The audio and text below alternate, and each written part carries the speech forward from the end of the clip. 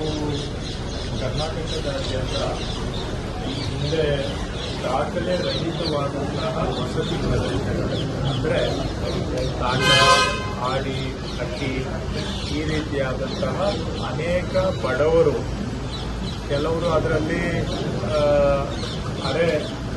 ಅಲೆಮಾರಿ ಜೀವನ ಮಾಡ್ತಕ್ಕಂಥವರು, ಇವರೆಲ್ಲ ಸಮಾಜದ ಅತ್ಯಂತ ಬಡ ಜನ. ಅವರು ವಾಸ ಮಾಡ್ತಕ್ಕಂಥ ಪ್ರದೇಶಗಳು ಮೊದಲಿನಿಂದಲೂ ಕೂಡ ದಾಖಲೆ ರಹಿತವಾಗಿ ಬಂದಿದ್ದಾವೆ. ಅಂದರೆ ಅದಕ್ಕೆ ಗ್ರಾಮದ ಸ್ಥಾನಮಾನನೂ ಇರಲಿಲ್ಲ, ಅವರ ಮನೆಗಳಿಗೆ ದಾಖಲೆಗಳು ಇರಲಿಲ್ಲ.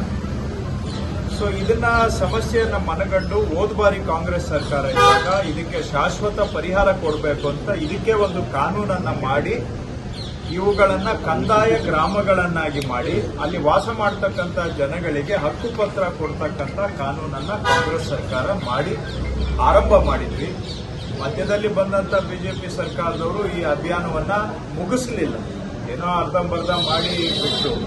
ಆದರೆ ಈಗ ಅದನ್ನ ಸಂಪೂರ್ಣ ಮುಗಿಸಬೇಕು ಅಂತ ನಾವು ಕಾರ್ಯೋನ್ಮುಖರಾಗಿ ಕಳೆದ 2 ವರ್ಷದಿಂದ ಇದನ್ನ ರಾಜ್ಯಾದ್ಯಂತ ಬೆನ್ನು ಹತ್ತಿ ಸರ್ಕಾರ ಈ ಗ್ರಾಮಗಳಿಗೆ ಕಂದಾಯ ಗ್ರಾಮಗಳನ್ನಾಗಿ ಅವುಗಳನ್ನ ಅಪ್ಗ್ರೇಡ್ ಮಾಡಿ ಮೇಲ್ದರ್ಜೆಗೇರಿಸ್ತಕ್ಕಂಥದ್ದು ಮತ್ತು ಅಲ್ಲಿ ವಾಸ ಮಾಡತಕ್ಕಂಥ ಜನಗಳಿಗೆ ಅವರ ಮನೆಗೆ ಹಕ್ಕುಪತ್ರವನ್ನ ಕೊಟ್ಟು ಅವರು ಯಾವ ಒಂದು ಅನಿಶ್ಚಿತತೆಯಲ್ಲಿ ಬದುಕ್ತಾ ಇದ್ದಾರೆ ಅವರಿಗೆ ನಿವಾರಣೆಯನ್ನ ಮಾಡಿ ಜೀವನದಲ್ಲಿ ಅವರಿಗೆ ನೆಮ್ಮದಿಯಿಂದ ಬದುಕ್ತಕ್ಕಂಥ ಒಂದು ನೆಮ್ಮದಿಯ ಗ್ಯಾರಂಟಿ ಕೊಡುವಂತ ಪ್ರಯತ್ನವನ್ನ ನಾವು ಮಾಡ್ತಾ ಬಂದಿದ್ದೇವೆ.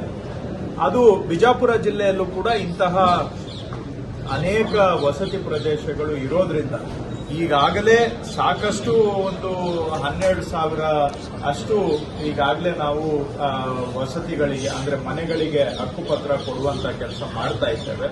ಆದ್ರೆ ಇನ್ನು ಉಳಿದಿರ್ತಕ್ಕಂಥ ಎಲ್ಲವನ್ನೂ ಕೂಡ ಈ ವರ್ಷದಲ್ಲಿ ಮುಗಿಸಬೇಕು ಅನ್ನೋ ಗುರಿಯನ್ನು ಇಟ್ಕೊಂಡಿದ್ದಾರೆ. ರಾಜ್ಯಾದ್ಯಂತ ಇದನ್ನ ಮುಗಿಸಬೇಕು, ಬಿಜಾಪುರ ಜಿಲ್ಲೆಯಲ್ಲೂ ಕೂಡ ಇದನ್ನ ಈ ವರ್ಷದಲ್ಲಿ ಸಂಪೂರ್ಣ ಅಭಿಯಾನವನ್ನ ಸಂಪೂರ್ಣಗೊಳಿಸಬೇಕು ಅನ್ನುವಂಥದ್ದು. ಎರಡನೇದು, ನಾವು ಈ ಕಂದಾಯ ಕಚೇರಿಗಳಲ್ಲಿ ಈ ಹಳೆ ದಾಖಲೆಗಳಿರ್ತವೆ, ಅವು ಸುಮಾರು 16 ವರ್ಷ 100 ವರ್ಷ ಹಳೆದೆಲ್ಲ ಇದ್ದಾವೆ, ಶಿಥಿಲವಾಗ್ತಾ ಇದ್ದಾವೆ, ಪುಡಿ ಆಗ್ತಾ ಇದ್ದಾವೆ. ಇನ್ ಕೆಲವು ಕಡೆ ಅದನ್ನ ಎತ್ತಿಟ್ಬಿಡ್ತಾರೆ, ಎಲ್ಲೋ ಒಂದು ಕಡೆ ಬೇಕಾದಾಗ ಜನರ ಕೈಗೆ ಸಿಗೋದಿಲ್ಲ. ಇನ್ ಕೆಲವು ಕಡೆ ಕಳೆದು ಹೋಗಿದ್ದಾವೆ, ಇನ್ನು ಕೆಲವು ಕಡೆ ಅವುಗಳನ್ನ ಫೋರ್ಜರಿ ಮಾಡುವುದು, ತಿದ್ದುವುದು, ಇಲ್ಲದೆ ಇರೋದನ್ನ ಸೇರಿಸುವುದು, ನಕಲು ಮಾಡುವಂತಹದ್ದು ಎಲ್ಲ ನಡೆದಿದೆ. ಹಾಗೂ ಕೆಲವೊಂದು ಬಾರಿ ಜನಗಳ ಕೈಗೆ ಈ ದಾಖಲೆಗಳು ಸಿಗ್ತಾನೂ ಇಲ್ಲ.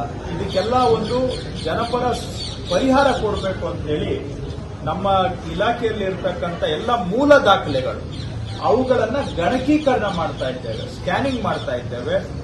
ಆ ಕಾರ್ಯಕ್ರಮವನ್ನು ರಾಜ್ಯಾದ್ಯಂತ ಆರಂಭ ಮಾಡಿ ಈಗಾಗಲೇ ಸುಮಾರು 20 ಕೋಟಿ ಪುಟಗಳನ್ನ ನಾವು ಇಲ್ಲಿವರೆಗೂ ಗಣಕೀಕರಣ ಮಾಡಿದ್ದೇವೆ.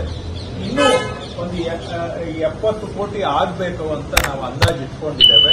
ಅದನ್ನು ಕೂಡ ಈ ವರ್ಷದಲ್ಲಿ ಮುಗಿಸುವಂತಹ ಗುರಿಯನ್ನ ಹೊಂದಿದ್ದೇವೆ. ಇದು ಮಾಡೋದ್ರಿಂದ ನಾಳೆ ದಿನ ಯಾವುದೂ ದಾಖಲೆ ಕಳೆದೋಗಕ್ಕೆ ಅವಕಾಶ ಇರಲ್ಲ, ಅಥವಾ ಎಲ್ಲೋ ಎತ್ತಿ ಇಡೋದಕ್ಕೆ ಅವಕಾಶ ಇರೋದಿಲ್ಲ, ನಕಲು ಫೋರ್ಜರಿ ಮಾಡಕ್ಕೆ ಅವಕಾಶ ಇರೋದಿಲ್ಲ. ಮತ್ತು ಜನ ಆನ್ಲೈನ್ ಅಲ್ಲಿ ಮನೆಯಲ್ಲಿ ಕೂತ್ಕೊಂಡೇ ಈ ದಾಖಲೆಗಳನ್ನ ನೋಡ್ಕೊಳ್ಬಹುದು. ನೋಡ್ಕೊಳ್ಳೋದಷ್ಟೇ ಅಲ್ಲ, ಅವರಿಗೆ ಅಧಿಕೃತ ಪ್ರತಿ ಸರ್ಟಿಫೈಡ್ ಕಾಪಿ ಬೇಕಾದ್ರೆ ಆನ್ಲೈನ್ ಅಲ್ಲೇ ಅಪ್ಲೈ ಮಾಡಬಹುದು. ಸೊ ಇಡೀ ನಮ್ಮ ಎಂಟೈರ್ ರೆಕಾರ್ಡ್ ರೂಮು ಅವರ ಫಿಂಗರ್ ಟಿಪ್ಸ್ ಅಲ್ಲಿ ಸಮರ್ಪಣೆ ಮಾಡುವಂತದ್ದು ಮಾಡ್ತಾ ಇದ್ದೇವೆ. ಮತ್ತಷ್ಟು ಸುದ್ದಿಗಳಿಗಾಗಿ ನೋಡ್ತಾ ಇರಿ ಪಬ್ಲಿಕ್ ನ್ಯೂಸ್ 24x7. ಇದು ಸತ್ಯದ ಧ್ವನಿ.